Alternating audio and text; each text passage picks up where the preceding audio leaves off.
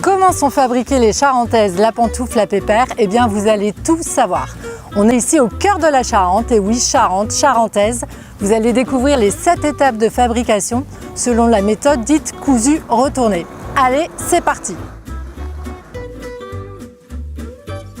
Étape 1, le matelassage de la matière. Tout d'abord, la matière qui a préalablement été contrecollée avec une généreuse couche de laine vierge est pliée à plusieurs reprises. Cela permet de couper en même temps plusieurs épaisseurs de tissu. Étape 2, la découpe de la tige. La tige est la partie supérieure de la charentaise. Pour l'obtenir, on utilise une presse et des empreintes en acier ou en fer forgé qui découpent la matière. C'est aussi le moment où l'on appose notre bel écusson brodé, bleu, blanc, rouge, made in France bien sûr.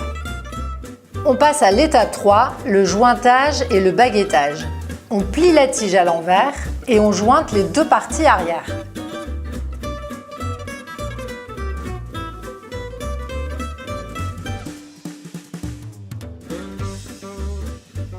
Et pour renforcer le talon, on pose une baguette qu'on appelle aussi galon.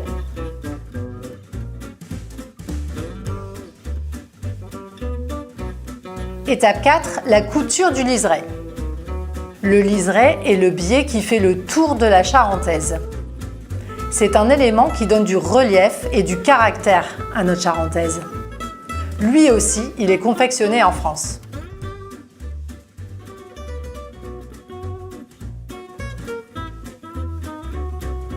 Étape 5, on coud la semelle extérieure. C'est l'étape cousue de la méthode dite cousu retourné.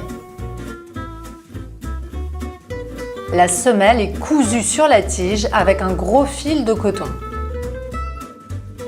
Il n'y a pas de colle et c'est cette méthode cousue qui assure une vraie durabilité au produit.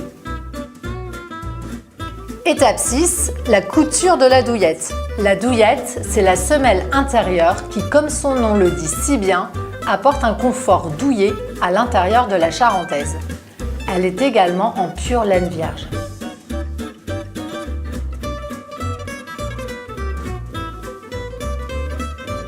On arrive à la fin, étape 7, le retourné. Comme vous avez pu le voir, la charentaise est cousue à l'envers. Arrive maintenant le retourné du cousu retourné, où sur un siège en bois appelé chèvre, on retourne la charentaise à l'endroit.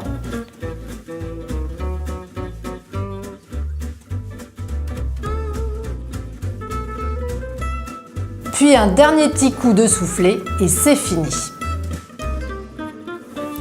Ça y est, vous savez tout sur notre procédé de fabrication ancestrale.